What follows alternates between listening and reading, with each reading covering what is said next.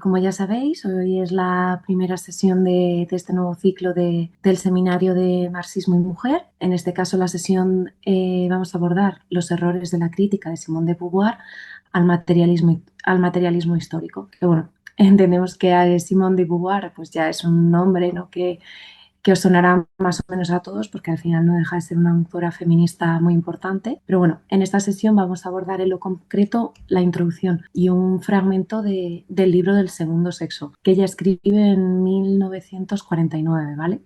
Entonces, pues vamos, básicamente en esta sesión nos vamos a centrar en la crítica a la concepción marxista de la historia que hace Simone de Beauvoir en este libro. Básicamente lo que nos planteábamos con esta sesión era ser capaces de ver los errores y las desviaciones de lo que planteaba la autora y en este caso además también concretamente lo que plantea o recoge Teresa López Pardina, que es quien está a cargo de la introducción en la edición española. Y pues bueno, una vez más, ahondar en la necesidad de no asumir de forma poco crítica planteamientos y posturas que si no los analizamos, aunque sea ya en pequeños fragmentos, como vamos a hacer hoy, vemos que claramente son totalmente contrarios al marxismo y, consecuentemente, reforzar una vez más la idea de la necesidad del estudio del marxismo, entendiendo que es la única herramienta capaz de acercar a las mujeres obreras a su liberación. Entonces, pues bueno, al final este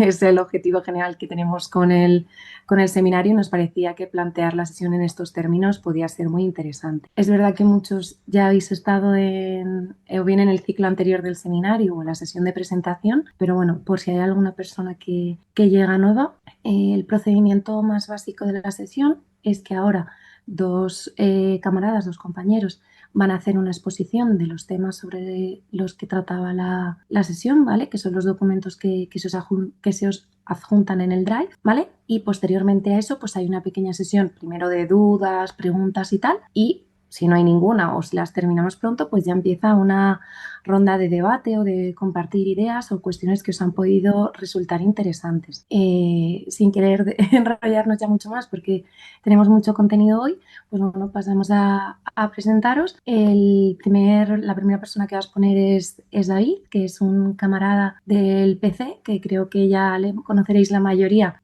porque ha formado parte también de muchas sesiones y es un apoyo incondicional de este seminario, bueno, de este y de muchos otros, a decir verdad, porque esta es tanto de coordinador, apoyo, ponente en un montón de seminarios. De hecho, creo que está también en uno muy interesante por si estáis con el tema de arte y marxismo, que está también muy, muy bien. Y nada, actualmente el camarada se encuentra haciendo un doctorado de marxismo en China.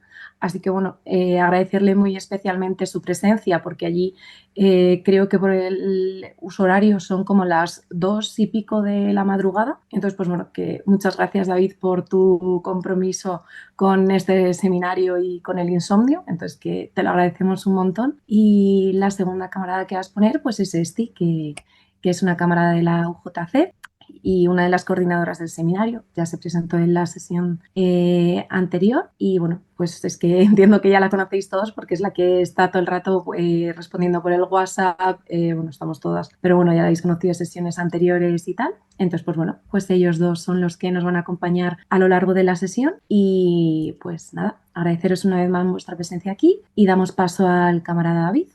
Muchas gracias. Pues nada, vamos a ver eso, la sesión primera sobre la crítica que planteó Simone de Beauvoir al materialismo histórico en su libro El segundo sexo y a ver hasta qué punto está injusta, correcta, incorrecta y debatir sobre. Yo me voy a encargar de esa parte y este se va a encargar de la parte del prólogo. Bien, ni se puede llamar reseña, un comentario biográfico contextual.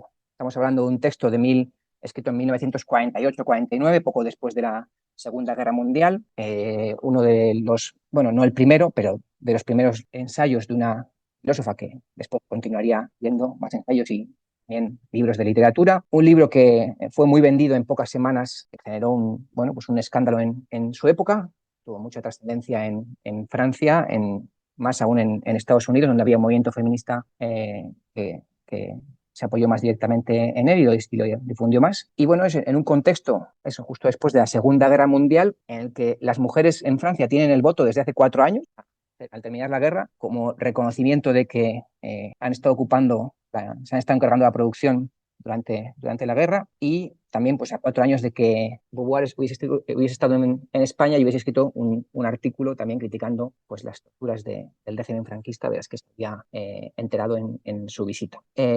Una mujer que está en el marco de la filosofía existencialista, filosofía de moda en aquel momento, entre guerras, una filosofía, bueno, de la que vamos a ver hoy una manifestación, un pequeño ejemplo de ella, y habéis visto en el texto, que habéis leído seguramente, que parte continuamente del sujeto, el individuo, un individuo abstracto que tiene que trascenderse y que tiene que buscar la libertad, ¿no? Siempre nos habla en unos términos de individuo abstracto. Y ella viene de una familia burguesa, desclasada, empobrecida, que ha pasado bueno, pues por todas las rigideces de la educación burguesa francesa de la época, que ha visto en primera mano los desastres del matrimonio burgués, matrimonios básicamente de conveniencia, en el cual la mujer queda sometida al marido y es el marido es el que tiene los medios, los recursos económicos. Y, bueno, todo esto lo ha vivido ella en primera persona y ya estaba siendo profesora de filosofía. No era la primera, pero no era una cosa común que hubiese mujeres de filosofía, y este es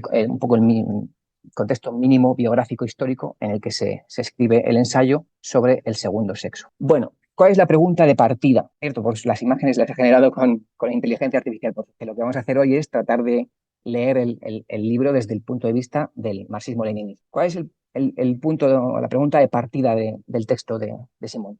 Dice, bueno, en la especie humana hay hembras y sin embargo se nos dice que la feminidad está en peligro, se nos exhorta: sed mujeres, seguid siendo mujeres, convertiros en mujeres. Así pues, todo ser humano hembra no es necesariamente una mujer, tiene que participar de esa realidad misteriosa y amenazada que es la feminidad. Esta feminidad la secretan los ovarios o está fijada en el fondo de un cielo platónico, que es ser mujer, ¿no? Este es el asunto que va ella a tratar de responder a lo largo del libro. ¿Cuándo comienza una situación de opresión que, bueno, ella no tiene que explicar, es un hecho, y tiene que explicar su origen, a qué se debe, ¿no? Bueno, pues sobre el origen histórico, lo que nos plantea Simón, y ya es una cuestión diferente de la que vimos en el seminario del año pasado con Engels, es que Simón nos plantea que en toda la historia del ser humano siempre ha existido esta subordinación, ¿no?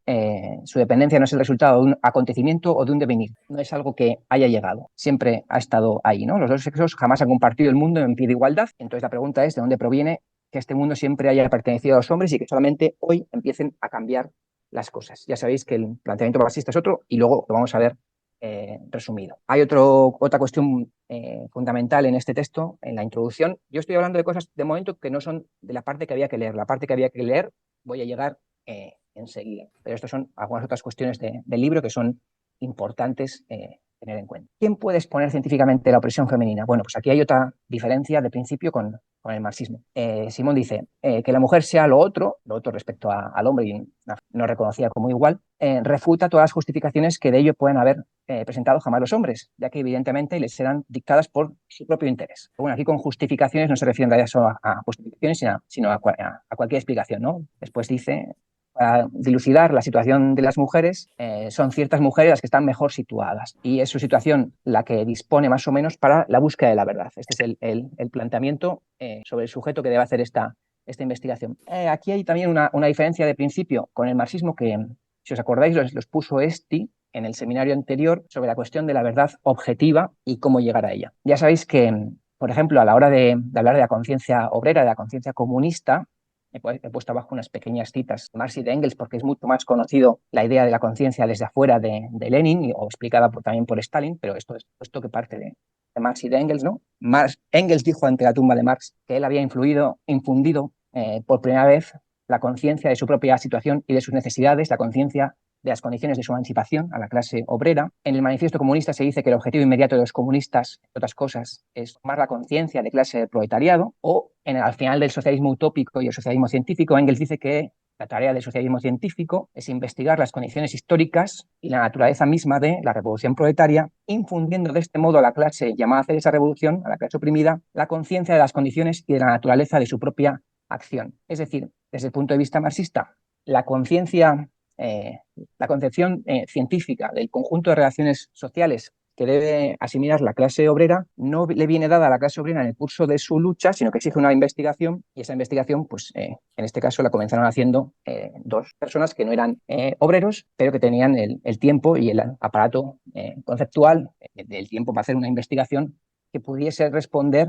a las necesidades intelectuales que tiene la clase obrera, ¿no? Pues este es el punto de vista objetivo del marxismo frente al planteamiento subjetivista de Simón. Esto no significa que, obviamente, los obreros no estén más cercanos a inclinarse al marxismo que los capitalistas y no estén más, por supuesto, más interesados y más inclinados a preguntarse por sus condiciones y las razones. Eso es otro hecho que verifica el marxismo, la inclinación de los obreros hacia las posiciones del socialismo. Pero esa inclinación se ve atravesada, se ve entorpecida por el medio, por toda la propaganda burguesa, y la elaboración de la ciencia marxista no viene dada directamente por esa inclinación, ni por el curso de la lucha sindical, ni viene dada por las condiciones de trabajo, sino que hay una tarea científica de investigación que después es el Partido Comunista el que integra los dos elementos, el movimiento obrero y el marxismo, y así traslada el marxismo a la vanguardia obrera y a través de la vanguardia obrera al conjunto de la clase obrera. Y por la misma razón, evidentemente, son las mujeres las que se van a hacer más preguntas, las que están más interesadas en responder a qué ocurre con la opresión femenina, pero eso no significa que necesariamente la investigación que dilucide la opresión femenina, las condiciones objetivas de la opresión femenina, sea una investigación hecha por una mujer.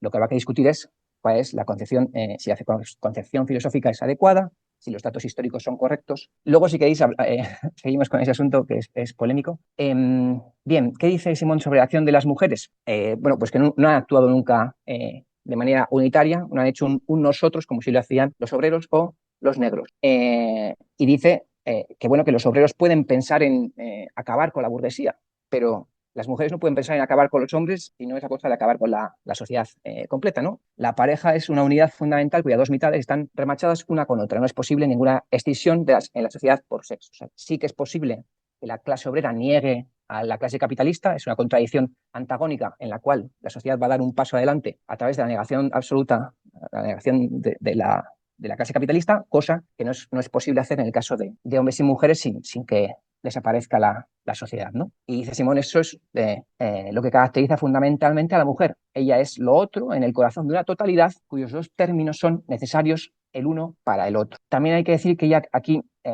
dice que los proletarios han hecho la revolución rusa y que las mujeres, en cambio, no han hecho nada por sí mismas. Esto no es cierto ni siquiera respecto a lo que ella misma dice en el apartado de la historia en el que habla sobre el papel de las mujeres en la Revolución Rusa de 1905, en la de 1917, durante la Guerra Civil Rusa, pero bueno, luego también podemos entrar en más detalle a eso. Pero este es el planteamiento que ella hace en la introducción, el planteamiento en términos generales. Las mujeres nos han organizado como una entidad, como un grupo, según sus propios intereses. Bueno, el libro está dividido en dos libros. La primera parte del primer libro se llama Destino y ahí hay 3 capítulos. El tercero es el que nos ha tocado leer para esta sesión. El primero analiza desde el punto de vista de la biología cuáles son las diferencias entre los hombres y las mujeres y concluye que las diferencias biológicas no explican las diferencias entre hombre y mujer en la sociedad y la subordinación de la mujer. El segundo punto analiza la explicación psicoanalítica y también ve que es insuficiente, que se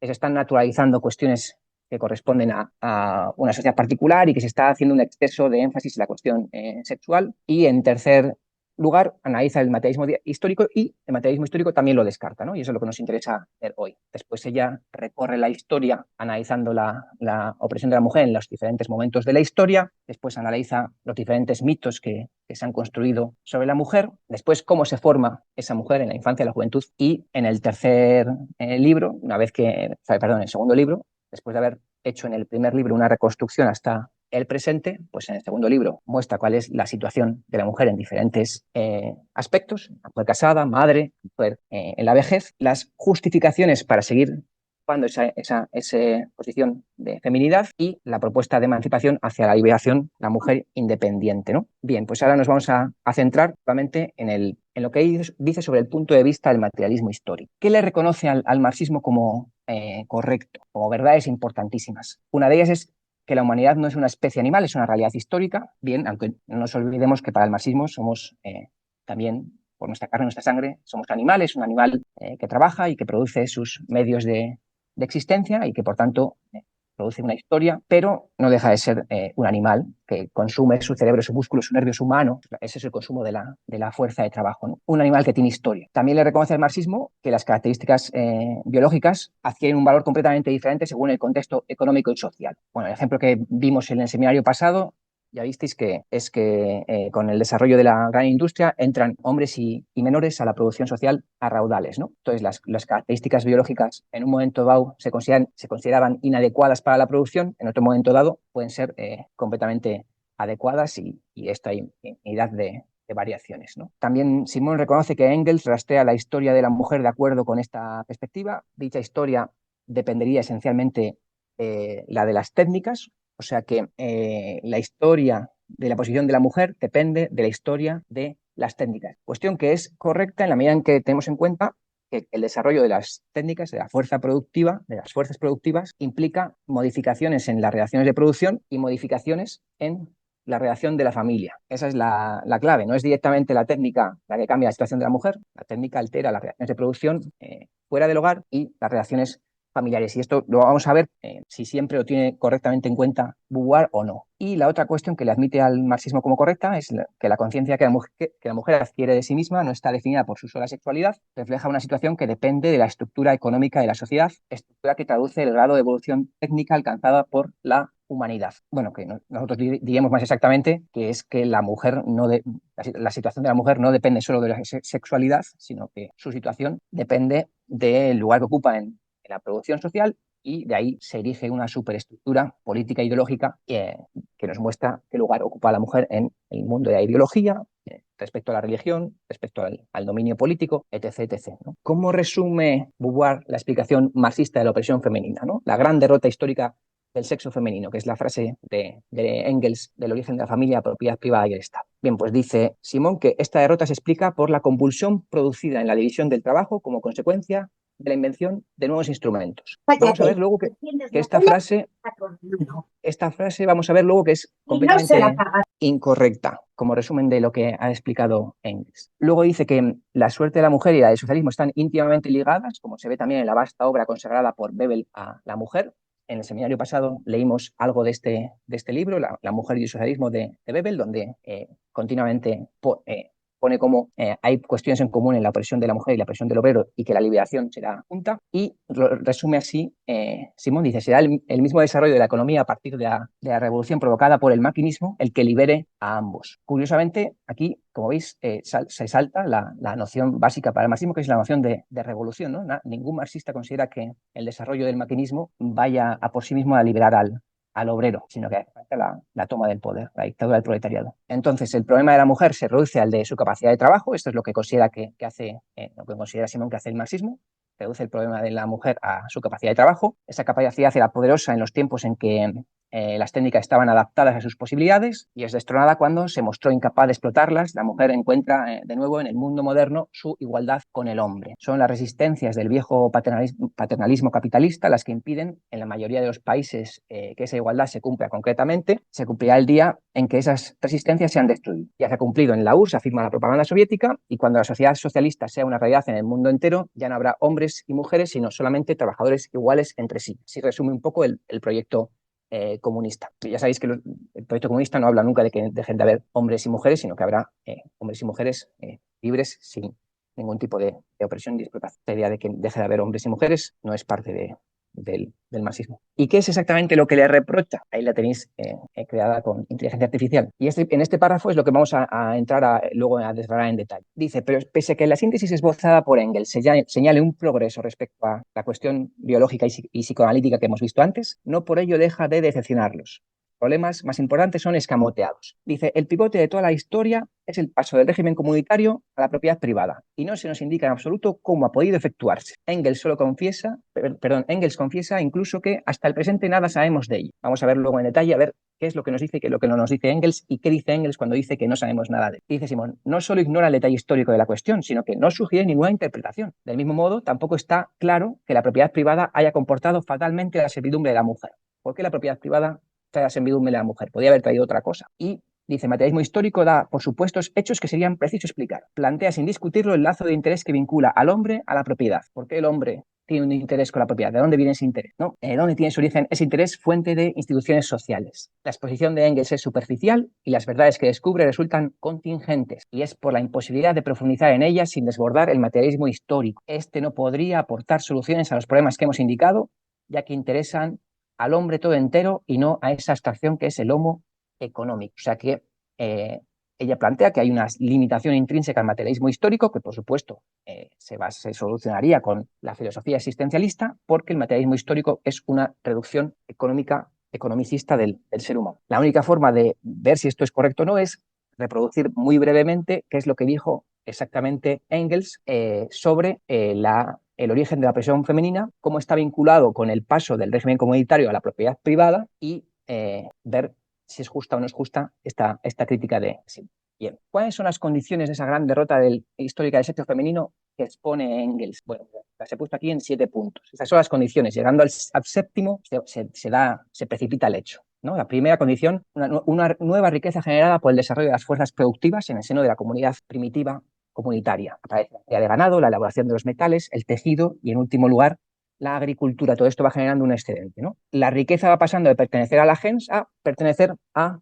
la familia. Al aumentar la productividad del trabajo, aumenta también la necesidad de trabajo y el provecho de explotar trabajo ajeno. Surge la esclavitud. Así como hasta entonces los prisioneros de guerra se les mataba o se los adoptaba, a partir del desarrollo de cierto nivel de productividad empieza a ser provechoso capturar y esclavizar individuos. Cuarto, la familia sindiásmica matrilineal imperante en este momento, o sea, un matrimonio de fácil disolución con descendencia por línea materna, había puesto junto a la verdadera madre, es fácil saber cuál es la verdadera madre del chiquillo, porque lo da a luz, pero había puesto al verdadero padre, porque esto es un matrimonio de fácil disolución, pero establecido en el que la pareja de una mujer es un hombre por el tiempo que ellos acuerden, ¿no? Lo que existía antes era el matrimonio por grupos, en el cual solo se podía saber cuál era la madre. El padre no se podía saber cuál era. Bien, por la división del trabajo entre sexos imperante en la época. La mujer era la propietaria de los enseres domésticos y el hombre de los medios de producción de alimento. Y estos medios de producción de alimento, con el desarrollo de las fuerzas productivas, eran los que iban ganando preeminencia en el seno de la sociedad. Entonces el ganado, los esclavos, le pertenecían a él. Al fallecer, debido al derecho materno, los bienes del padre eran heredados por la gens del padre, es decir, por los hijos de su madre, o sea, sus hermanos o sus hermanas, o por los hijos de sus hermanas, o por los hijos de sus tías, no por los hijos que él había tenido con su compañera. Y aquí es donde cito ya a Engels, en vez de resumirlo, las riquezas a medida que iban en aumento daban por una parte al hombre una posición más importante que a la mujer en la familia y por otra parte hacían que naciera en él la idea de valerse de esa ventaja para modificar en provecho de sus hijos el orden de herencia establecido. Pero esto no podía hacerse mientras permaneciera vigente la filiación según el derecho materno. Entonces aquí, ¿de dónde surge esa necesidad del hombre, esa vinculación del hombre con la propiedad? Pues bueno, aquí está expuesta desde inicio a final, en función de la división del trabajo, en función de que de esa división uno de los dos trabajos se empieza a volver preeminente, esa preeminencia entra en contradicción con un régimen de derecho, que no es derecho en sentido moderno, pero bueno, un sistema de filiación y de herencia matrilineal que se empieza a contraponer a una nueva condición que hay de primacía del trabajo masculino sobre el femenino. ¿Y entonces qué ocurre? Pues en esas condiciones el derecho materno tenía que ser abolido y lo fue, porque había pasado de ser un medio de expresión de las condiciones económicas a una traba de esas mismas relaciones económicas nuevas que estaban surgiendo. Y Engels dice, y esto no resultó tan difícil como hoy nos parece. Aquella revolución, una de las más profundas que la humanidad ha conocido, no tuvo necesidad de tocar ni a uno solo de los miembros vivos de la gens. Todos los miembros de esta pudieron seguir siendo lo que hasta entonces habían sido. Bastó decidir sencillamente que en lo venidero los descendientes de un miembro masculino permanecían en la gens, pero los de un miembro femenino saldrían de ella, pasando a la gens de su padre. Si quedaron abolidos la filiación femenina y el derecho hereditario materno, sustituyéndolos la filiación masculina y el derecho hereditario paterno. Nada sabemos respecto a cómo y cuándo se produjo esta revolución en los pueblos cultos. Lo que nos dice Engels y lo que le reprocha Simón, pues se remonta a los tiempos prehistóricos. Bien, este es el punto de partida de esa opresión, de esa dominación del sexo masculino por el femenino. Y esto es la explicación que da Engels. Cuando dice él que no sabemos nada sobre cómo se produjo en los pueblos cultos, es decir, los que desarrollaron Estado, escritura, clases, ciencia, ¿no? Egipto, Mesopotamia, Grecia, Roma, India antigua, China antigua, hay una laguna ahí porque no hay información escrita y ha ocurrido hace milenios, pero ¿qué es lo que sí sabe y lo que dice Engels que sabe? Se sabe a través del estudio de Bachofen de la literatura clásica antigua griega. Bachofen identificó a través de la mitología griega, a través de los textos de la antigüedad clásica, que había indicios de que en algún momento había existido un derecho materno donde entre las mujeres había una alta consideración de las mujeres. Bachofen lo llegó a denominar una ginecocracia, de la cual Engels dice, bueno, Bachofen dice que llegó a ver esto, ¿no? Pero lo que se queda a Engels es que se entrevé en la mitología griega un momento en el que las mujeres han tenido un alto estatus, pero que eso ya en la propia mitología griega pertenece al pasado. Y lo que se sabe de estos pueblos cultos, lo que hay por registro escrito por el código Hammurabi y la legislación griega romana, es una dominación brutal bueno, también hay diferencias, una dominación del hombre sobre la mujer, ¿no?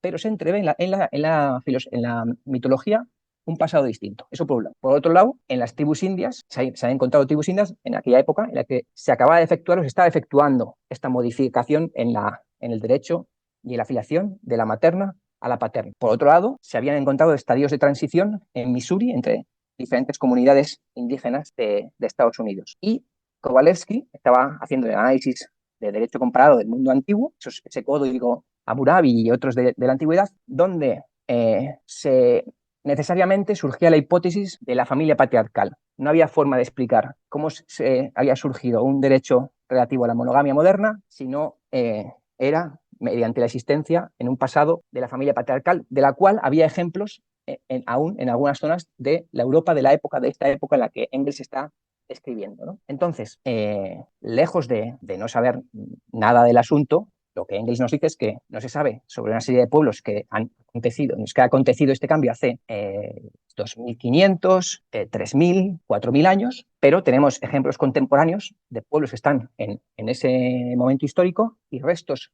mitológicos que son expresión de ese pasado de derecho materno y de relación recíproca entre los sexos. Entonces ahí es donde, una vez que explica esto, dice Engels, la abolición del derecho materno fue la gran derrota histórica del sexo femenino en todo el mundo. El hombre empuñó las riendas también en la casa y la mujer se vio degradada, convertida en la servidora, en la esclava de la lujuria del hombre, en un simple instrumento de reproducción. Esta baja condición de la mujer, que se manifiesta sobre todo en los griegos de los tiempos heroicos, todavía más entre los de los tiempos clásicos, ha sido gradualmente retocada, disimulada y en ciertos lugares hasta revestida de formas más suaves, pero ni mucho menos ha sido abolida. Entonces, si nosotros ahora retrocedemos y volvemos a lo que reprocha Simón, ¿no? El pivote de toda la historia es el peso del régimen comunitario a la propiedad privada y no se nos indica en absoluto cómo ha podido efectuarse, y Engels confiesa hasta el presente no sabemos nada de ello, pues la verdad es que resulta que esta acusación está fuera de lugar. Lo podemos calificar de lectura poco atenta, siendo generosos cuando no interesadamente deformadora, ¿no? Y en cuanto a la idea de que el marxismo reduce al ser humano a la mera cuestión económica, luego vamos a poder ver en el propio texto de Engels de que no es así, pero cabría preguntarse, dice, bueno, si esto fuese verdad, ¿cómo hubiesen podido salir expertos psicólogos en la Unión Soviética como Luria, Vygotsky, Leontiev, Rubinstein, ¿no? ¿Cómo es posible que a partir del marxismo desarrolle una estética marxista, una crítica del arte que dé eminencias como Mikhail Lifshitz, si el marxismo fuese un economicismo? Y si el marxismo es un economicismo, ¿cómo pueden surgir figuras como Ilienkov, que combinan la filosofía con la educación e investigan ayudando a niños sordomudos a conocer un mundo que no pueden, sordomudos y ciegos, a conocer un mundo del cual su único estímulo externo es el tacto, y a través del tacto, a través del braille, pueden comprender el mundo a través de los ojos de los que ven por ellos.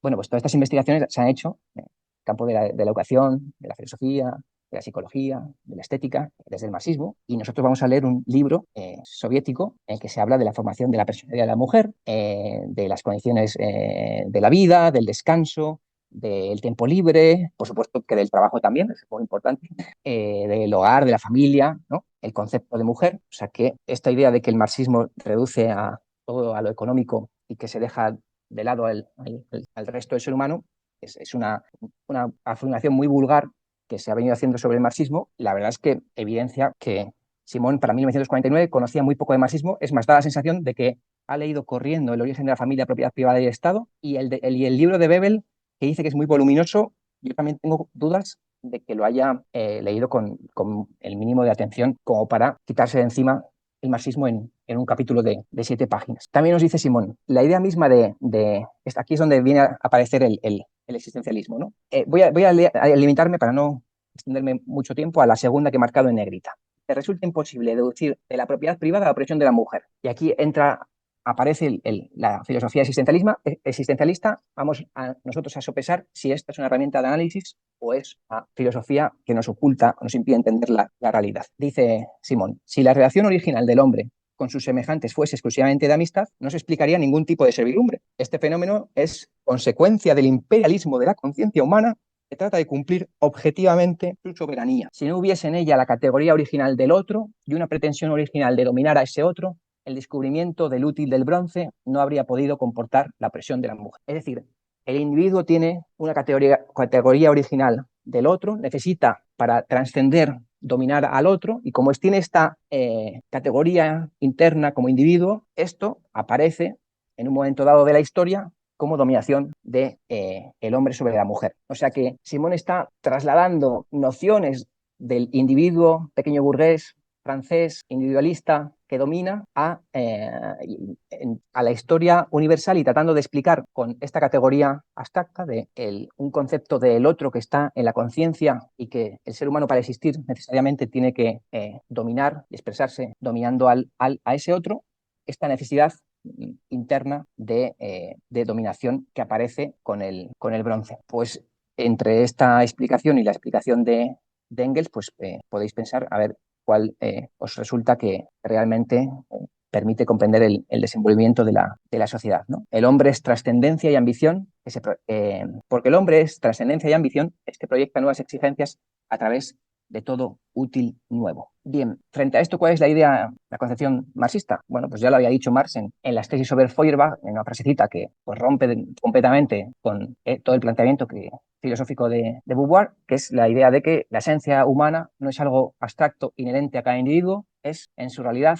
el conjunto de las reacciones sociales. O sea, los seres humanos no tienen un concepto interiorizado del otro en el que desarrollarse, sino que los seres humanos son unos seres que trabajan para producir sus medios de existencia, que por tanto trabajan con una condición de desarrollo de sus medios de existencia, y el nivel de desarrollo de sus medios de producción, son los que determinan unas reacciones de producción de los cuales no tienen escapatoria, necesitan relacionarse para producir, y esas relaciones de producción están objetivamente dadas en función del desarrollo de las fuerzas productivas. Esas desarrollo de fuerzas productivas tienen lugar a lo largo de la historia, se modifican las relaciones de producción, etc., etc., ¿no? No hay cuestiones inherentes al individuo que eternamente determinan una u otra cuestión en la sociedad. Y es curioso que la misma posición que defiende Simón está criticada por Engels en el mismo libro, en El origen de la familia, a través de la crítica que hace a Lassalle del planteamiento que tiene Lassalle, en cuanto que Lassalle también bebe de Hegel desde un punto de vista idealista igual que el de Simón, y entonces lo que critica Engels a Lassalle en El origen de la familia sirve como crítica a la crítica que le hace Simón a Engels. Dice Engels en una nota al pie que según Lassalle, el testamento romano es tan antiguo como Roma misma, que nunca hubo una época sin testamento en la historia romana, y que el testamento nació del culto a los difuntos, antes de la época romana. El testamento es eterno. Lassalle, en su calidad de buen hegeliano de la vieja escuela, no deriva las disposiciones del derecho romano de las relaciones sociales de los romanos. O sea, un marxista lo que hace es investigar las relaciones sociales de los romanos, principalmente las relaciones económicas, para entender por qué se organizan con un determinado derecho, a qué responde ese derecho, ¿no? Lassalle no procede así. Deriva el derecho del concepto especulativo de la voluntad, y de este modo llega a ese aserto absolutamente antihistórico. Como el ser humano tiene voluntad y tiene voluntad de existir, lo último que le queda cuando va a morir es el testamento, ¿no? Pues el testamento es la expresión de la voluntad. Y dicen que, bueno, pues esto no explica nada. Esto es un aserto absolutamente histórico que no nos permite entender por qué surge en un momento dado el testamento, cómo evoluciona el derecho, etc. Para entender eso hay que entender las relaciones principalmente económicas, y no solo económicas, de los romanos. Otro asunto interesante, que es Beauvoir dice que, bueno, que sin mala fe no se podía considerar a la mujer solo como trabajadora, tan importante como su capacidad productiva y su función reproductora. Claro, Simón en este texto ha dicho que Engels ha reducido a la mujer a la cuestión de trabajadora y que el marxismo reduce al ser humano al homo economicus. Bueno, pues en este mismo libro, en la introducción, como ya vimos en el pasado seminario, Engels recuerda, la teoría materialista considera que el factor decisivo de la historia es la producción y la reproducción de la vida inmediata. Pero esta producción y esta reproducción son de dos clases. De una parte, la producción de medios de existencia, de productos alimenticios, ropa, vivienda, etcétera, y de la otra, la producción del hombre mismo, del ser humano, la continuación de la especie. ¿No? Y el orden social en que viven los hombres en una época o en un país dado está condicionado por esas dos especies de producción. El grado de desarrollo del trabajo, de una parte, y de la familia, de otra. En todo el texto de Engels, la mujer no es en ningún momento considerada solamente como una trabajadora de medios de existencia, sino como una figura central en la tarea de la continuación de la especie, en la producción del ser humano mismo. Y la tarea reproductora en ningún análisis marxista de la mujer es obviado, sino que en las propias tesis de la Internacional Comunista, no sé si estaban en lo que leímos el otro día, pero en la cuestión de la... Sí, está el otro día, porque creo que salió alguna polémica. La cuestión de la función social de la maternidad. Es que el comunismo lo que dice es que como la sociedad necesita, es una necesidad de la sociedad el que haya madres, pues eso tiene que ser reconocido y la sociedad tiene que organizarse para que esa necesidad de la humanidad se resuelva satisfactoriamente. O lo que ahora mismo expresan los chinos, lograr una maternidad feliz. No. O sea, que este asunto es una necesidad de la humanidad, no sea a costa del sufrimiento de la madre, sino que sea saludable, con medios, con las condiciones de descanso y el aporte y el apoyo y las condiciones de guarderías, etc., para que la maternidad sea llevadera. No dejar la maternidad a los puros instintos de producción de la clase obrera, y es lo que hace el capitalismo si la clase obrera no exige otra cosa, ¿no? Es lo que hizo el capitalismo antes de que existiese la ley Fabril en Inglaterra, ¿no? Y que había madres que tenían que dejar a los niños incluso atados a la puerta de la fábrica porque no tenían ni dónde dejarlos. Bueno, entonces, en mi opinión, yo considero que la explicación de Engels es satisfactoria, válida, y que lo que él nos dice que no se llega a conocer, no hay más medio que profundizar en ello que el mismo método que él ha puesto en función, en el cual se aprovecha desde el estudio de la literatura antigua, los restos de sociedades presentes, el estudio del derecho antiguo, para entre ello intentar llegar a ver a entender un pasado del cual no nos queda una explicación directa y entonces, bueno, la conclusión sería esa, ¿no? Solo con el camino de investigación abierto por Marx, Engels, Bebel, Krupskaya, Kollontai, se puede seguir progresando en ese origen de la opresión y las condiciones de emancipación. Es también bastante interesante, y esto creo que luego lo va a comentar, hacia más al final del texto, Beauvoir comenta: ningún deseo de revolución habita en la mujer, no se puede suprimir como sexo, solo pide que algunas consecuencias de la especificación sexual sean abolidas. Esto es muy interesante porque la idea de revolución es lo que los marxistas y los comunistas han querido trasladar a la mujer obrera. Y aquí Simón nos frena en seco con esto, porque la revolución no, porque así como la revolución obrera consiste en que el obrero deje de ser el asalariado del capital, ¿no? Y se suprime tanto el capitalista como que se suprime también la clase obrera en términos de clase explotada por el capital, esto no puede ocurrir entre los dos sexos, ¿no? Entonces la mujer no aspira a la revolución. Cosa muy interesante, que termina hacia una búsqueda de reformas y de educación cultural. O sea, nos proyecta hacia todo otro proyecto político. Pero ella misma sabía, y lo dice en el capítulo 4, en la historia, que las mujeres obreras habían peleado en las barricadas en 1905, que habían tenido un papel importante en marzo del 17 y que luego continuaron teniendo un papel importante durante la guerra, y tanto en el papel militar como en la cuestión económica. Y también, por cierto, lo recuerda para la Segunda Guerra Mundial, y en el capítulo 4 habla de un texto que vamos a leer, que es el texto de la mujer en la Unión Soviética durante la Gran Guerra Patria. Un texto que ella había leído para el momento de publicar este texto, porque se había publicado ese libro en el 43. Y frente a esta idea de Simón de que la mujer no aspira a la revolución, porque no hay forma de que haya una revolución de las mujeres, porque no se puede suprimir como sexo, vemos que el proyecto que se deduce de ambas teorías es completamente distinto, ¿no? La tarea de los comunistas es lograr que entre las masas que se movilizan, trabajadores, obreros, pero también mujeres descontentas con la situación social de la mujer, y las leyes objetivas de desarrollo histórico, que esas dos cuestiones, se logre una unidad lo más rápida y profunda posible. Bueno, luego podemos entrar a analizar esto en más detalle, que me estoy alargando mucho. Y también me parece bastante interesante que al último parte del capítulo ya simplemente son lanzar miedos contra el socialismo real, ¿no? O sea, hay una parte en la que dice que los ejemplos de Esparta y el régimen nazi demuestran que no puede estar directamente vinculada al Estado, es decir, a salvo de la familia, puede la mujer ser menos oprimida por los varones. Es imposible asimilar lisa y llanamente la gestación a un trabajo, a un servicio, tal como el servicio militar, por ejemplo. Ningún comunista ha planteado esto jamás. En el acto sexual, en la maternidad, la mujer no compromete solamente tiempo y energía, sino también valores esenciales, como si no existiese, creo que leímos para el anterior seminario de lectura de la primera sesión, un texto sobre moral comunista, donde se trataba también la cuestión, como si no hubiese una moral marxista-leninista, una moral propia de las sociedades comunistas relativas al acto sexual, a la maternidad y a lo que todo esto supone para el ser humano en su conjunto, ¿no? Y también nos dice el manual, Simón, que no se puede reglamentar el instinto sexual, algo que esto jamás ningún comunista ha planteado. La verdad es que este cierre pues son un poco una serie de prejuicios relativos a la propaganda burguesa contra el socialismo real. Entonces, aquí quería compartir las conclusiones en modo de preguntas, que luego si queréis, yo voy a responder muy preliminarmente y luego si queréis podéis compartir vuestras respuestas, ¿no? Era justa la preocupación de Beauvoir por la situación de las mujeres, así como por un diagnóstico de esa situación y por la búsqueda de un camino de emancipación. Pues sí, todo era justo porque había ahí todavía una situación de opresión que exige un diagnóstico y exige un camino de emancipación. ¿Eran correctos el punto de vista filosófico y sus opiniones sobre el materialismo histórico?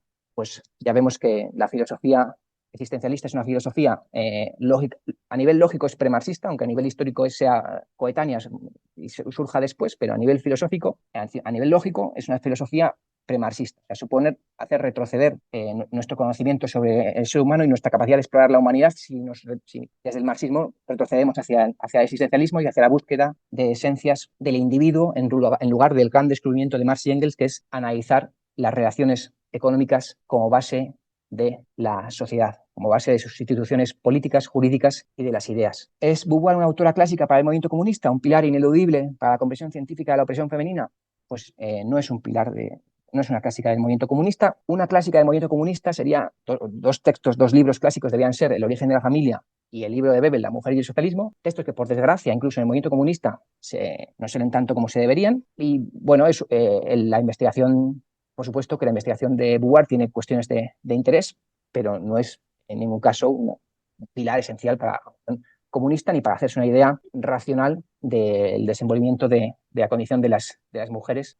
Para eso, ya digo, mucho más fundamental serían esos otros dos. ¿Por qué la obra de Beauvoir ha circulado en espacios marxistas sin recibir la crítica necesaria? Bueno, pues porque el pensamiento marxista desde los años 80, sobre todo 90, ha venido debilitándose enormemente, abandonándose, olvidándose incluso dentro de los partidos comunistas, desde el abandono del propio leninismo, e incluso se ha llegado a considerar, dentro de organizaciones comunistas, que no existe una concepción marxista de la opresión y emancipación femenina cuando hay un arsenal teórico que empezamos a ver el pasado seminario, vimos de 1845 a 1925, y este seminario vamos a ver de 1930 a 2025 a través de la Unión Soviética, China y Cuba, ¿no? Y bueno, también cabría reflexionar qué supuso este libro para la historia del análisis marxista de la opresión y emancipación de la mujer. Pues si nos paramos a pensar, antes de este libro, el gran libro que explicaba la cuestión de las mujeres, el desarrollo de la opresión de la mujer y daba un programa de lucha, era La mujer y el socialismo de Bebel, que para 1909 tenía 50 ediciones. Ese libro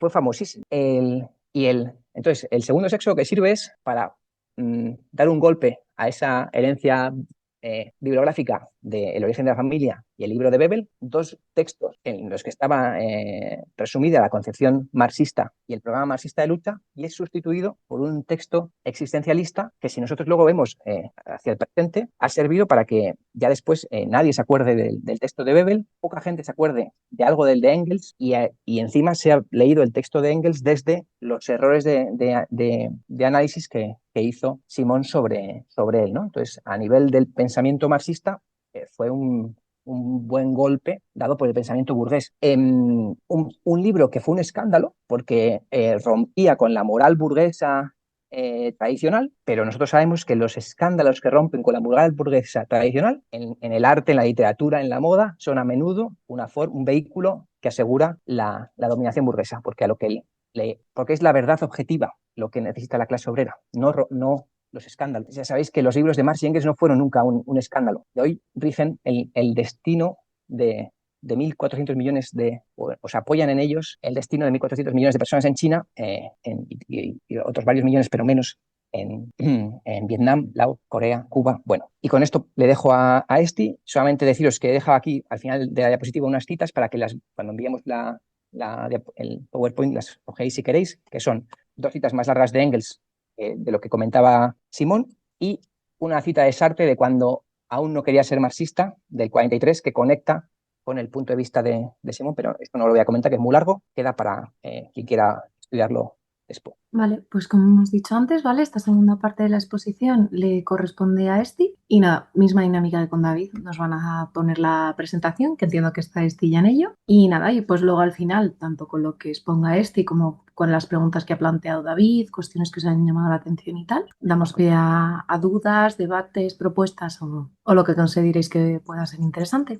Así que nada, adelante Esti. Vale, después de la explicación de David, que era el punto central de la sesión de hoy sobre los errores de la crítica que hace Beauvoir a Engels y al materialismo histórico, también queríamos centrarnos en algunas cuestiones que su prologuista, Teresa López Padrina, acentúa de alguna forma en el prólogo sobre el pensamiento de Simone de Beauvoir, porque la tarea de ahora no va a ser tanto resumir el prólogo, sino utilizarlo como ejemplo de cómo algunas posturas de Simone de Beauvoir, que se reflejan en textos como pues este que hemos leído, pueden conseguir debilitar la comprensión científica de la opresión de la mujer y la posibilidad de pensar una estrategia revolucionaria. Entonces, me voy a dejar muchas cosas que hay en el prólogo sin mencionar, que muchas me han parecido interesantes y otras muchas, pues, también me hubiera gustado traerlas aquí para debate, pero no da tiempo. Entonces, con este marco general establecido, el prólogo, que es a la edición española de 1999, no es solo una presentación del libro de Simone de Beauvoir, sino que se acerca al contenido del libro desde una posición filosófica concreta. Y es precisamente esa posición la que tiene unas consecuencias ideológicas y políticas pues más o menos visibles para quien lo lea, ¿no? Entonces, bueno, este era el índice inicial, que no voy a poder seguirlo entero, pero vamos a empezar, sí, desde este punto. En primer lugar, en el prólogo se nos presenta a Simone de Beauvoir más allá, pues no solo como una divulgadora del existencialismo de Sartre, ¿no?, sino que la presenta como una filósofa con acento propio, ¿no?, que lo que hace es construir una síntesis teórica que es nueva o original, y eso es algo que celebra López Padrina, ¿no? O sea, celebra su capacidad para fusionar corrientes que en teoría podrían parecer dispares. Aquí ya aparece un primer elemento importante para nosotros, este eclecticismo, que es como lo he llamado yo a esta infusión que intenta hacer, para ella es una virtud intelectual, ¿no? Dice que Beauvoir toma ideas de Kierkegaard, de Heidegger, de Marx, de Hegel, y que los asimila a su propia manera, dice literalmente. E incluso, bueno, dice que tiene un método clásico de confrontación de tesis. Y bueno, aquí empieza el conflicto de fondo desde la forma de analizar y estudiar el mundo del marxismo-leninismo, porque este eclecticismo no sería una virtud, sino que demostraría más bien pues, una incoherencia, y es consecuencia de una comprensión no científica del mundo y de sus fenómenos. Para entender por qué este eclecticismo es problemático, conviene ver cómo Simone de Beauvoir intenta incorporar elementos del materialismo histórico a su pensamiento, como ha explicado David, pero subordinándolos a un marco existencialista e idealista. O sea que en lugar de partir del análisis concreto de las condiciones materiales de producción, lo subordina a un marco existencialista. Esto supone que explica lo económico, lo plantea solo como un factor entre otros y no como el determinante en última instancia. Lo ontológico, menciona López Padrina, la tendencia a alienarse, la voluntad de dominación, aparecen como la causa originaria, y de alguna forma en muchas cosas que menciona se podría caer en que lo cultural y lo psicológico se expliquen de forma autónoma, ¿no?, fuera o sea, sin una base material que las explique. Entonces,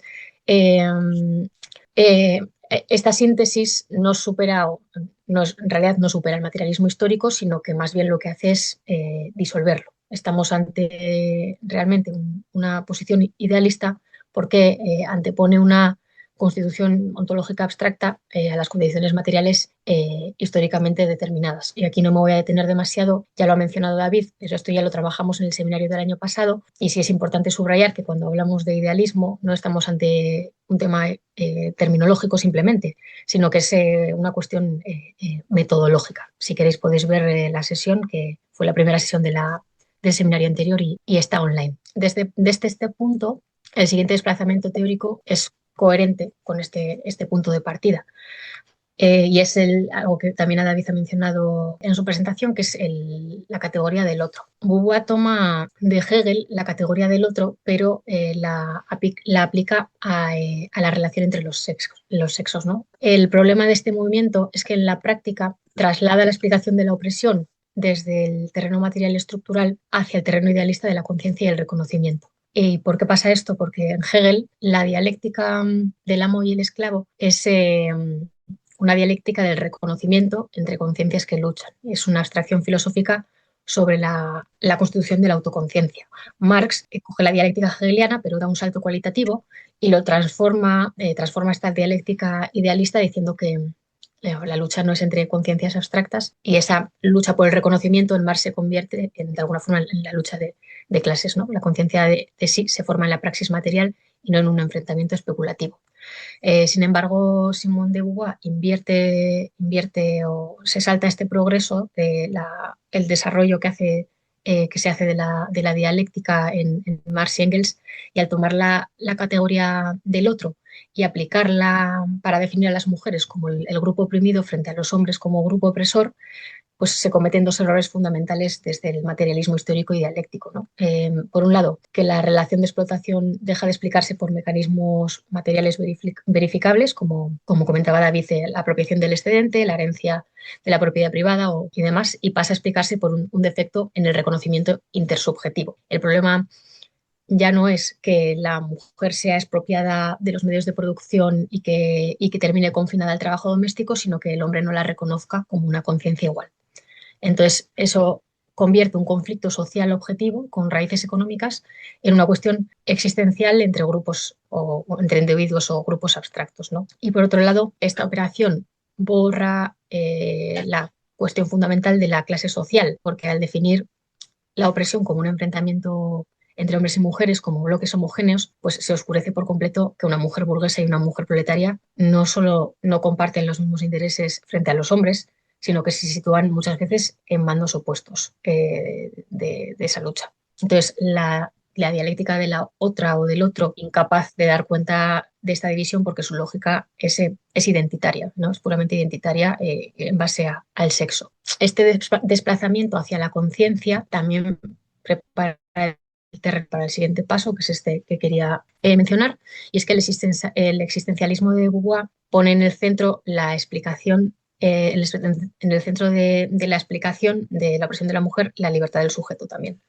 Y es justamente aquí donde se ve con más claridad el problema de su planteamiento, ¿no? Porque su idea de la opresión como una caída en la inmanencia es pues un buen ejemplo, me parece, de cómo el idealismo filosófico, aunque muchas veces se presente como radical, acaba desviando la atención de las causas reales de la opresión. Para Simone de Beauvoir, la inmanencia es una vida atrapada en la repetición y en lo dado, nos dice en el prólogo, pues las tareas domésticas, cuidado de otras personas, el día a día que se repite sin fin, el trabajo a casa, de la casa al trabajo, ¿no? Y la trascendencia, en cambio, sería la posibilidad de crear o de proyectarse o desarrollarse como un individuo libre y autónomo. Esta distinción nos puede parecer interesante al principio, pero el problema aparece cuando la opresión de la mujer se explica como una caída en esa inmanencia, ¿no? De este modo, un problema social enorme, como la explotación económica y la desigualdad estructural, se convierte en una cuestión psicológica o en el plano moral en el sentido en el que habla Simone de Beauvoir de cada mujer, ¿no? Entonces, en lugar de preguntarse por qué las causas por las que la sociedad asigna estas tareas a mujeres y qué consecuencias tiene eso. Se habla de una no trascendencia porque no se ejerce su libertad con suficiente fuerza, incluso porque puede sentirse cómoda en ese papel. Este punto de partida tiene consecuencias prácticas muy serias porque invierte la relación entre causa y efecto. Un ejemplo muy concreto: una madre trabajadora que se levanta a las 6 de la mañana, lleva a sus hijos al colegio, trabaja 8 horas en una oficina, vuelve a casa, pues prepara la cena, ayuda con los deberes y se va a dormir. Desde el punto de vista de Simone de Beauvoir, esta mujer estaría viviendo en la inmanencia. Su vida sería una repetición constante de tareas necesarias y no tendría tiempo para proyectarse, ¿no? Pues para crear, para participar en política, para estudiar. Y de esta perspectiva su opresión se basaría en esta falta de trascendencia. Pero desde el materialismo histórico el problema no estaría en supuesta decisión o no posibilidad de desarrollarse, ¿no? Que a veces la explicación no tiene que enrevesarse tanto. Se trata de un sistema económico que se beneficia de su explotación mientras hace un trabajo imprescindible para la sociedad. Entonces, la inmanencia en ese sentido no sería una caída moral, sino una carga material. Ahí os he puesto en el recuadro del PowerPoint que para el marxismo-leninismo la conciencia y la condición humana son producto de relaciones sociales históricamente determinadas, fundamentalmente las relaciones de producción. Y aunque Simone de Beauvoir adopte conceptos marxistas, pues parte de una ontología existencialista, que ya nos ha explicado David, que sitúa la libertad y la opresión en un plano filosófico previo o paralelo al material. Bueno, pues todo el análisis de clase, pero al material. Entonces, cuando la opresión se traslada al terreno de la conciencia, llegamos a conclusiones políticas equivocadas, porque si el problema es que las mujeres no se reivindican como sujetos, la solución parecería ser pues un cambio de conciencia, ¿no? Y además con un punto muy marcado en la conciencia individual. En el mejor de los casos es hacer cambios culturales o que conseguir que las mujeres puedan trascender o hacer que los hombres las vean como iguales, pero en la práctica esto sobre todo beneficiaba o beneficia a las mujeres de las clases medias o altas, ¿no? que tienen dinero para pagar ayuda doméstica, acceso a estudios o redes de apoyo que les permiten trascender. Pero para la mujer trabajadora esa trascendencia sería un lujo al que no podría acceder. Así que decirle que su opresión se debe a que no se desarrolle lo suficiente es una forma encubierta de alguna forma ponerla como parte de su propia explotación. Frente a esta deriva, el marxismo-leninismo sostiene que la liberación real no pasa por este tipo de cambios, sino por la necesidad primera de transformar las condiciones materiales que condenan a las mujeres a esa situación, porque solo a partir de ahí, o sea, solo cambiando estas estructuras materiales y no sobre todo centrándose en ideas o las conciencias, que también pues se puede acabar con la opresión. En resumen, que la mujer no es oprimida porque cae en lo cotidiano, sino que lo cotidiano se ha organizado para perpetuar la explotación de la mujer trabajadora. Y por eso la salida es una revolución social y no un discurso existencial. Entonces, la intención de evidenciar estas cosas es explicar la propuesta de Simone de Beauvoir tiene consecuencias políticas concretas, que son que desvía el análisis de las bases materiales, que introduce cierto elemento de culpabilización de la mujer, que debilita la alianza del movimiento de mujeres con el movimiento obrero y conduce también a soluciones idealistas y como mucho reformistas. Por eso el marxismo-leninismo insiste en la coherencia teórica y rechaza el eclecticismo, porque consideramos que una teoría revolucionaria tiene que ser coherente y científica. No se puede construir una estrategia de liberación mezclando ideas incompatibles, ¿no? Para transformar la sociedad es necesario que tengamos un análisis claro y unitario de la realidad que permita identificar qué fuerzas mueven la historia y cómo funciona el desarrollo social. Entonces, cuando una teoría es fragmentaria y contradictoria, genera confusión y debilita la acción política. Y la razón de fondo de todo esto, de la incompatibilidad, de lo que intenta compatibilizar Simone de Beauvoir, es que el idealismo y el materialismo son filosofías opuestas. Pero bueno, eso también remito a la primera sesión que tuvimos del anterior seminario. Otra cosa que quería mencionar y que me parece importante es cómo Teresa López Padrina caracteriza el feminismo de Simone de Beauvoir como ilustrado y radical, que son términos que igual a primera vista suenan positivos, pero muestran en realidad una concepción del feminismo desligada de la lucha de clases y orientada, pues no creo que a propósito, pero inevitablemente hacia un reformismo que es compatible con el marco capitalista, ¿no? Entonces, empezando por esa primera parte, la ilustrado, López Padrina sitúa a Simone de Beauvoir dentro de de la tradición de la Ilustración, de alguna forma, que confía en la razón abstracta, en el progreso gradual y en la transformación cultural como los motores principales del cambio social. Y esto es importante porque, en primer lugar, se parte de un universalismo abstracto. Simone de Beauvoir habla de la mujer como si se tratara de una categoría homogénea, como hemos dicho, ¿no? Sin integrar de manera sistemática las diferencias de clase. Esto no significa que Simone de Beauvoir ignorara la existencia de las diferencias de clase entre las mujeres o la lucha de clases, ¿no? Pero al carecer de un análisis materialista riguroso y sostenido y al no investigar en profundidad, bueno, como ya nos ha evidenciado en parte David, la relación entre la propiedad privada, el trabajo social, la mujer, la clase obrera, la revolución proletaria, la dictadura del proletariado y el socialismo, sus reflexiones quedan ancladas en el marco existencialista. Y como resultado, una mujer burguesa y una mujer proletaria que viven en condiciones radicalmente distintas y tienen intereses opuestos, aparecen reunidas bajo esa misma categoría filosófica de la otra, haciendo desaparecer las diferencias de clase y sus consecuencias políticas. Y en segundo lugar, porque Simone de Beauvoir confía mucho en la educación y en la cultura como principales motores del cambio, ¿no?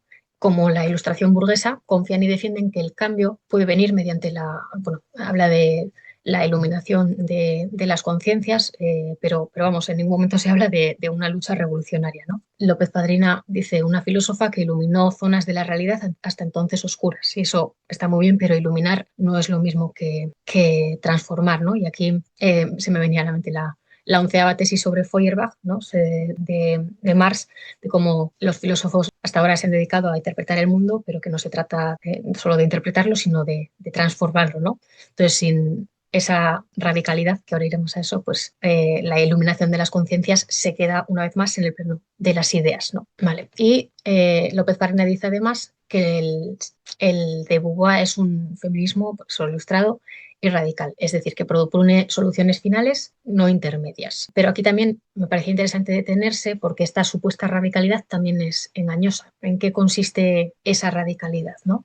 Porque es verdad que Simone de Beauvoir propone transformar la situación, avanzar hacia una sociedad en la que los roles masculino y femenino cambien de forma profunda, pero el problema es que este planteamiento, al partir de una base filosófica existencialista, tampoco nos explica cómo dar esa superación. No identifica los mecanismos, no define un sujeto revolucionario claro, no se plantea un programa bueno, no tiene que ser un programa, pero hemos visto, ha explicado David, cómo tanto ya en las obras fundamentales de Engels y Bebel sí que tenemos unas nociones de cómo superarlo, ¿no?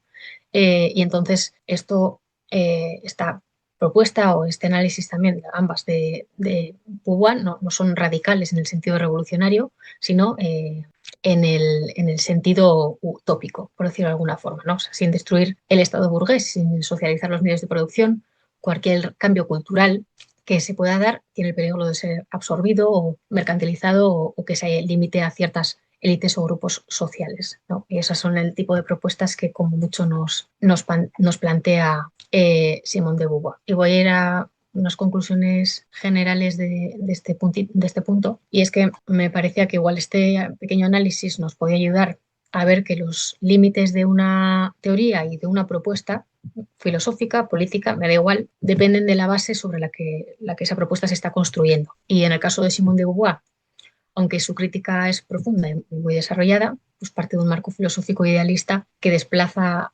la opresión del terreno de las condiciones materiales al de la conciencia y la moral, ¿no? Y esta elección teórica que puede acabar marcando el resultado político, materializándose en propuestas centradas pues, en el cambio cultural, personal, que son válidas para alguien que solo busque pues, mejorar su situación dentro del sistema capitalista, pero incapaces para cuestionar las bases económicas que sostienen la desigualdad. Y este análisis nos sirve también para introducir un contraste fundamental que también han comentado David y que vamos a verlo en este seminario, y es que mientras en Occidente se desarrollaban estas teorías, en la misma época en los países del bloque socialista, por llamarlo de alguna forma, estaban ensayando un enfoque muy distinto basado en la aplicación práctica del materialismo histórico, ¿no? Ahí el tema no se abordó como un problema de reconocimiento de conciencia, sino como preeminentemente, no solo, pero principalmente un problema material y social, ¿no? La necesidad de reorganizar el trabajo doméstico, la incorporación masiva de las mujeres al trabajo productivo con ciertos derechos garantizados, la necesidad de eso, de la transformación legal de la familia. Y este proceso que vamos a ver en las próximas sesiones representó, creo, un intento real de llevar a la práctica las ideas que tanto David como yo un poco por encima hemos intentado defender y comparar, vamos a poder comparar ambos modelos, ¿no? Todo ello para ayudarnos a responder de forma concreta a una pregunta que me parece pues, fundamental, que es qué tipo de emancipación o de propuesta de emancipación hacen posible los distintos fundamentos teóricos, que es lo que estábamos viendo aquí. Para la discusión teníamos pensado tanto las preguntas que ha presentado David y que ha respondido por encima, si queréis volver a ellas. Si no, también he preparado 4 citas del prólogo que me han parecido interesantes, en los que he puesto en negrita pues partes que me parece que tanto en la presentación mía y de David hemos ido señalando, que no es lo mismo que hemos presentado, y en los cuadros o en los bloques de al lado aparecen un poco pues la réplica que haríamos nosotros, pero también de una forma muy sintética y corta, que también me parece que con las que se pueden, tanto con la cita como las afirmaciones de al lado, seguramente se puedan problematizarlas. Entonces, si queréis, damos primero, yo dejo las citas puestas en pantalla. Si queréis, damos una primera ronda de palabras para pues, comentarios, preguntas y demás, y luego vemos si queréis si volvemos a las citas o no. Pero lo dejo un ratillo si queréis para que se puedan leer. Luego, si David quiere también poner las preguntas que ha comentado al final. Vale, pues bueno, pues muchísimas gracias una vez más a Esti y a David. Y pues bueno, creo que está solo Francisca con la mano levantada, así que si quieres irle dando ya, adelante. Hola, buenas tardes a todos. Muchísimas gracias por... Muy interesante hablar de Simone de Beauvoir. Bueno, yo quería levantar una lanza en favor de Simone de Beauvoir y las aportaciones que ella ha hecho tan importantes a la teoría feminista. Yo no creo que ella haya querido asestar un golpe a Engels. Y creo que es muy acertado, el propio Engels lo reconoce, que los conocimientos antropológicos que había en la época es que no le permitieron a él profundizar en las razones de la opresión de las mujeres. La propiedad privada, la existencia de la propiedad privada creo que no explica por sí sola esa situación de opresión. Podría existir la propiedad privada sin que las mujeres hubiéramos sido, por ejemplo, esclavizadas. La esclavitud comenzó no con los hombres, las primeras esclavas fueron mujeres. Esto es muy importante, esto se ha sabido, pues, gracias a los estudios antropológicos, mucho después de que Engels escribiera El origen de la familia, la propiedad privada y el Estado. Entonces no sé si ella lo planteó como una crítica, que no se merecía a Engels, pero sí que es cierto, yo creo, que los conocimientos antropológicos de él eran limitados y que no explicaban realmente el origen histórico de esta situación de las mujeres. Y quiero decir también que su aportación, no creo que ella sea una mera difusora de la ideología burguesa. A quien asesta un golpe tremendo es al matrimonio burgués, precisamente. Hace una crítica rotunda de ese tipo de relaciones. También creo que es muy importante su aportación en el sentido de que la feminidad es una construcción social en contra del determinismo biológico. Es muy importante saber que por el hecho de ser mujeres no estamos biológicamente determinadas a ser madres ni nada que se le parezca. Creo que ella abogaba por la independencia económica de las mujeres. Ella pensaba que las mujeres la única solución que teníamos era acceder a un trabajo y ser independientes económicamente. Entonces, creo que no hay nada más material que esto. O, por ejemplo, propugnar el derecho al aborto y la anticoncepción, también absolutamente material, ¿no? Para lograr nuestra emancipación. Yo no creo que hablar el concepto de autoridad sea un idealismo. Yo creo que es muy importante para las mujeres comprender que somos el hombre por defecto. Esto es muy importante. Si no entendemos esto, bueno, a Olympe de Gouges la guillotinaron por señalar que la Declaración Universal de los Derechos del Hombre y del Ciudadano no incluía a las mujeres y las ciudadanas. Y esto ha seguido así. Esto tiene una trascendencia muy importante en el mundo material.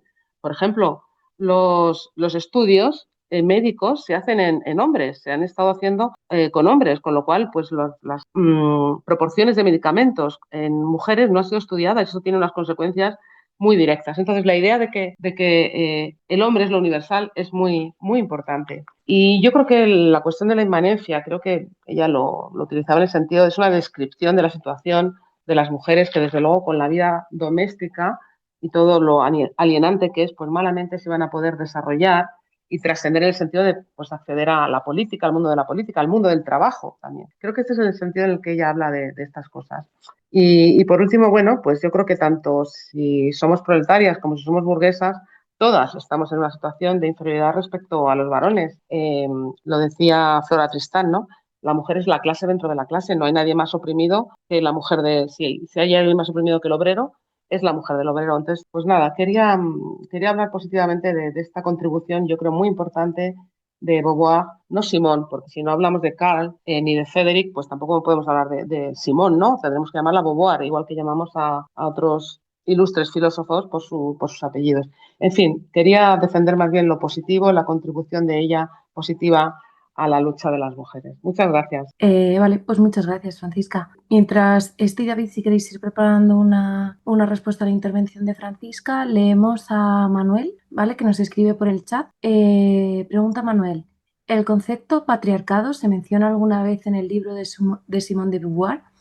¿La idea de patriarcado como sistema o estructura ya se contemplaba en esa época o es posterior? Solo eso y muchas gracias.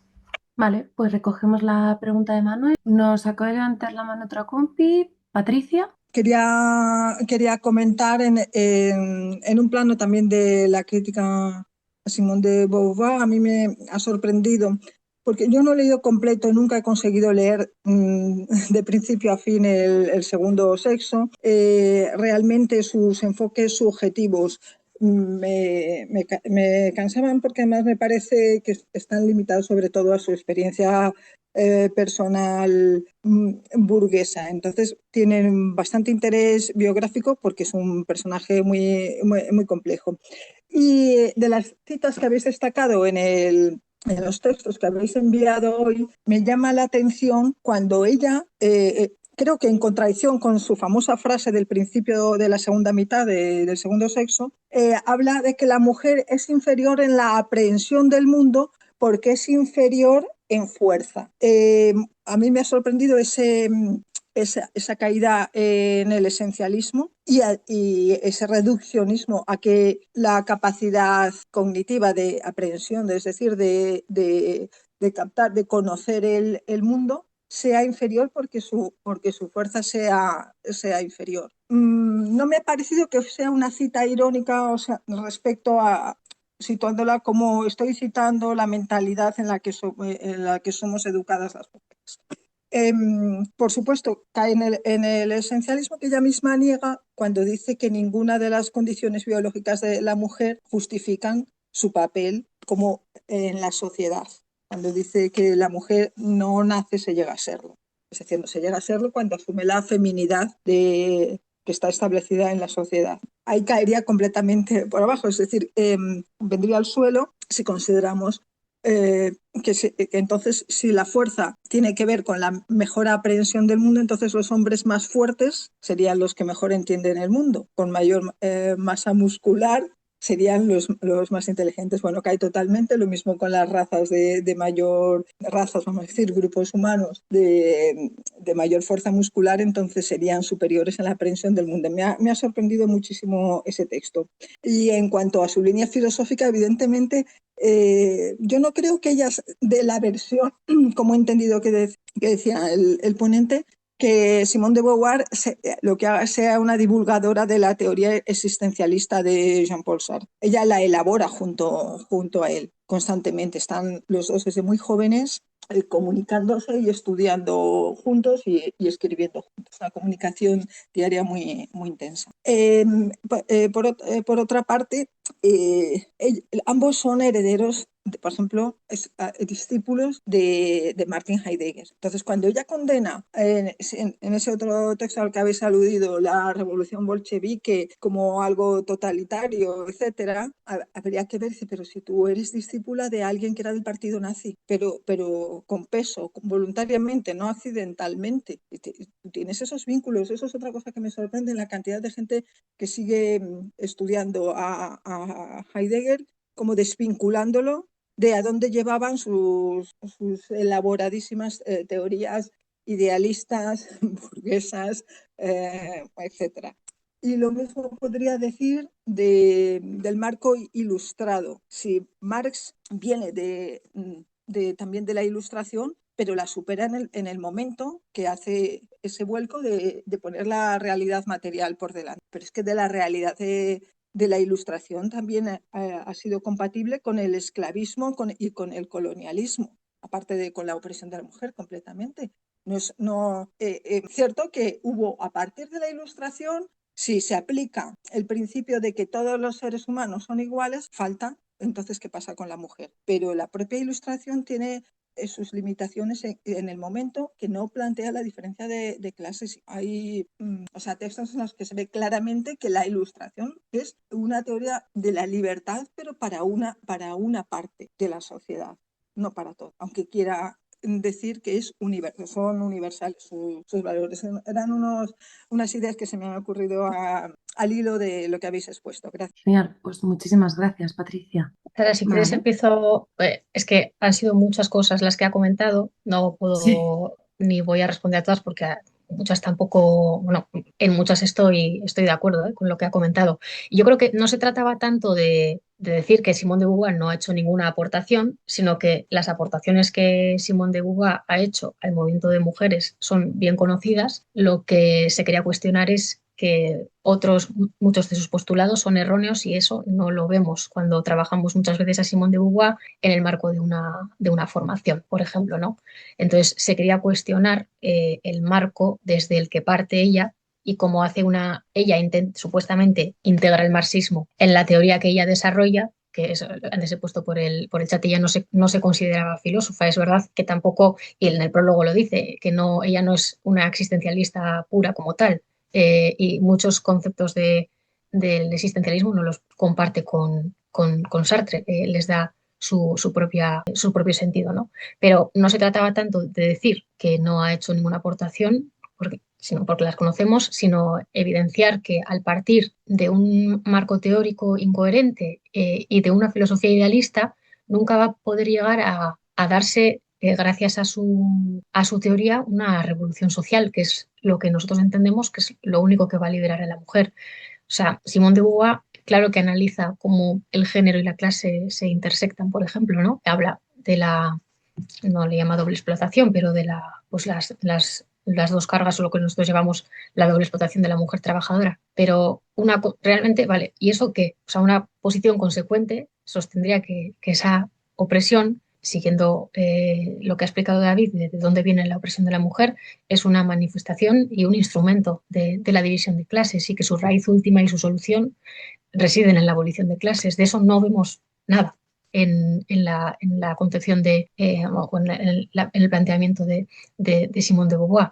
La lucha de las mujeres tiene que estar estratégicamente unida a la lucha de clases proletarias, no ser un eje autónomo de igual peso, porque eso divide la lucha. De eso no habla. Ella habla parafraseando a Simone de Beauvoir, López Padrina, que el feminismo como tal nunca ha sido un movimiento autónomo en el 49. Las mujeres nunca han constituido una casta separada y como sexo nunca han buscado desempeñar un papel en la historia. Pero eso también deja de lado qué estaba pasando en el bloque del Este cuando Simone de Beauvoir estaba escribiendo eso.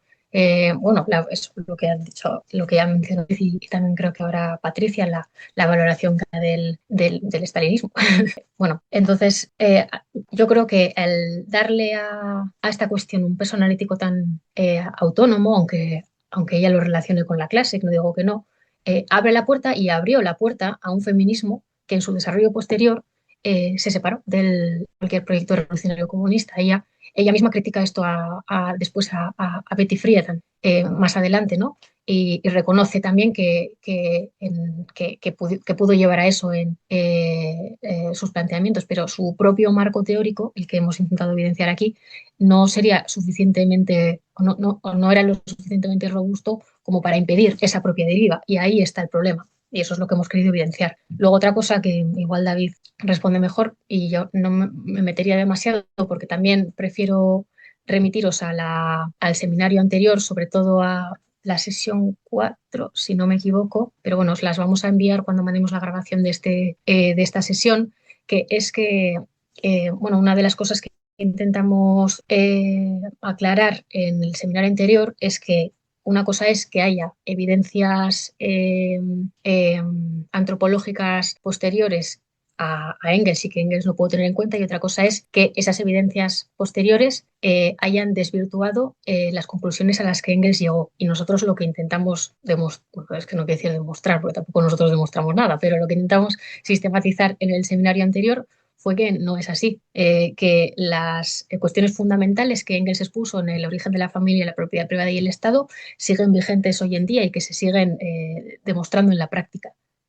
O sea que no ha habido tal refutación que también López Padrina menciona en una frase sin citar a nadie, pero la menciona y es algo que escuchamos muchas veces, es que los datos en los que se basó Engels para llegar a estas conclusiones fueron posteriormente ampliamente refutados. Nosotros lo que demostramos es que lo fundamental que expone Engels, que es lo que nos sirve a nosotros para explicar la situación de la opresión de la mujer, el origen de la opresión de la mujer, no ha sido refutado. Entonces, eso si queréis os lo mandamos para que vosotros luego saquéis vuestras propias conclusiones. Luego digo algo más, pero lo estoy escribiendo poco a poco. Vale, bueno, ha sido, como veis, súper modesta respecto a lo que puede hacer en 2 minutos con sus anotaciones, que yo creo que ha quedado todo, o por lo menos a mí, yo creo que siempre aclara bastante estas cuestiones. Si quieres, David, ahora continúas tú con las que tenemos pendientes. De lo que preguntó él sobre la cuestión del patriarcado, no, el uso que hay en el libro es el mismo que el de la sociedad patriarcal, como esa sociedad constituida por un patriarca con esclavos a su orden y la familia también subordinada toda ella a él. Y sobre los otros comentarios, yo también, una parte que me parece muy interesante sobre la cuestión ecléctica que ha comentado Esti y cómo desvía de una posición revolucionaria y de un análisis revolucionario, un análisis que realmente vaya al núcleo de la cuestión y que sirva para nutrir una estrategia revolucionaria. Yo creo que eso se expresa muy bien en la introducción de la prologuista de 1998, el que ha presentado Esti,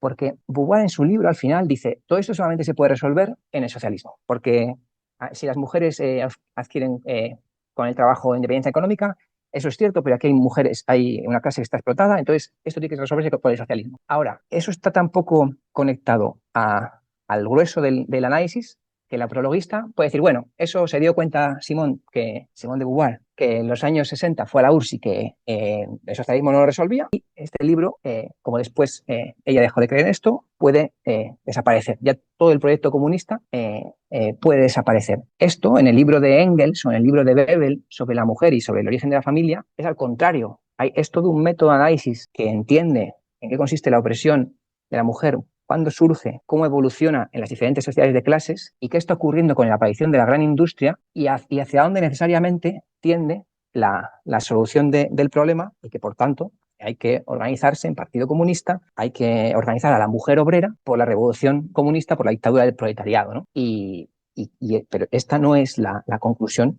que se extrae de Simone de Beauvoir, y que cuando ella lo menciona, este objetivo puede ser posteriormente, en los años 90, sustraído y el libro ser defendido por la prologuista y la prologuista defender las modificaciones culturales y modificaciones en la educación, ¿no? O sea, ese es el destino del texto de Beauvoir. Claro que desde un punto de vista marxista se puede hacer a la inversa, se puede leer el texto de Beauvoir y decir, identificar qué aspectos coinciden con el análisis materialista y coinciden con el objetivo socialista, pero eso no está en el propio texto de ella. A lo que conduce el texto de ella es hacia esa otra estrategia reformista, cultural, educativa, donde el socialismo ya no es un proyecto firme y claro y al que aboca la condición de la clase obrera, la condición de los países oprimidos y la condición de las mujeres. Y sí, sobre la cuestión de esa de Engels y que Engels está sobre que los descubrimientos posteriores ya son muchísimos, y que el propio Engels reconoce que es una ciencia que está en pleno desarrollo en su momento, en nacimiento. E hicimos aquella sesión que ha comentado Esti, apoyándonos también en un texto soviético de los años 80, que el texto soviético de los años 80 lo que hacía era, revisamos qué es lo que dijo Engels y cómo todas las tesis fundamentales de Engels se sostenían, y quienes ya habían dicho directamente, apoyándose en Bachofen, apoyándose en que Bachofen había hablado de una ginecocracia, la cual Engels no compra, ya han querido descartar a Engels desde los años 70, y nosotros leímos en aquella sesión, o trabajamos en aquella sesión, un texto soviético de los años 80 opuesto a esta interpretación. Y sí que ocurre que la cuestión no es que no pueda haber ideas superables o ideas que haya que desarrollar, mejorar de lo que dijo Engels, sino que a veces muy rápidamente se emplea la idea de que el texto está obsoleto para introducir otros planteamientos. Y la idea de que la propiedad privada está ligada a la opresión, al surgimiento de la opresión de la mujer, eso es una idea que en todo el desarrollo del marxismo soviético, chino, vamos a verlo, que es una idea fundamental y materialista, que explica ese surgimiento de esa opresión y el final de la misma. O sea, lejos de ser coyuntural, decenas de investigaciones posteriores en países socialistas y el desarrollo de esos países ha estado ligado a esa tesis. Os leo a Marina, que nos comenta también por el chat que ella considera que lo de la posición ecléctica le recuerda a cuando la gente pregunta ¿y por qué no puede haber un sistema que no sea capitalismo ni socialista? Pues porque no entienden que son mutuamente excluyentes, que si no quieren capitalismo van a tener que pasar por el socialismo sí o sí, que para eso se ideó. Entonces, pues bueno, pues muchas gracias también, Marina, por la reflexión, un poco también en línea, ¿no?, con lo que decía David de estas posiciones eclécticas, ¿no?, que muchas veces se ven como algo positivo o novedoso, porque coges lo mejor de cada uno. Pues estuvieses montando un outfit y pues claramente nosotros entendemos que igual no es la cuestión más positiva, desde luego. Yo creo que en general han sido bastante completas las respuestas, la verdad. No sé si alguno de los dos, porque no tenemos ni más preguntas ni más comentarios. Chicos, si queréis hacer algún comentario o algo antes de cerrar, tanto Esti como David. Sí, yo tengo un comentario más. Lo que había dicho la segunda compañera, ahora no he retenido el nombre, sobre la cuestión de la fuerza y la aprensión. Porque si uno sigue leyendo la cita hacia el final, ella dice, estas condiciones de fuerza y aprensión dependen de la técnica y de la sociedad. Y a mí eso me parece una respuesta completamente acertada. Lo que en un momento dado una fuerza física puede permitir, pues eso, un mayor desarrollo de la personalidad, de la actividad, en otro lado es completamente indiferente. O sea, hoy en día un trabajo de oficinistas da igual, la capacidad muscular que tenga es absolutamente indiferente, pero bueno, en algunos momentos de la historia ha podido ser muy importante y en otros ha dejado de serlo, pero digo que eso está ya ahí en el texto de ella misma, el texto de Beauvoir, y que entonces de ahí que no cabría deducir que simplemente una mayor fuerza física permite una mayor comprensión del mundo. Eso puede ser válido en un momento, en una coyuntura específica en la que esa fuerza física sea muy, muy esencial, sea muy importante. Y aún así también en esa misma frase también pienso que hay cosas raras, porque, por ejemplo, la idea esa de que las mujeres como no persistentes, si la persistencia... me resultó curioso que se pudiese sostener como verdad considerada por Beauvoir, verdad firme, la no persistencia, el carácter no persistente de las mujeres en el París de los años 40, pero sostenido por ella como una verdad firme. Porque cuando yo lo que había oído es lo contrario, la persistencia femenina como un valor generalmente reconocido. Y en esa misma frase que hemos mandado por correo, Beauvoir lo considera un hecho no sometido a debate y no coyuntural, sino biológico. Ok, pues muchas gracias, David. Aquí. Vale, pues nada, pues si este también ha acabado, que entiendo que sí, pues nada, pues damos por terminada la sesión. Agradecer, bueno, pues por supuesto a Esti y a David el trabajo y la claridad que siempre son muy de agradecer. Y nada, y al resto, pues de nuevo muchísimas gracias por estar por aquí, por seguir apoyando y ser partícipes del seminario, y nos vemos el 21, el 23 de enero. No recuerdo la fecha exacta, espérate que lo miro. No, 27. el 27, ni cerca. Vale, pues nos vemos y eso, y muchas gracias.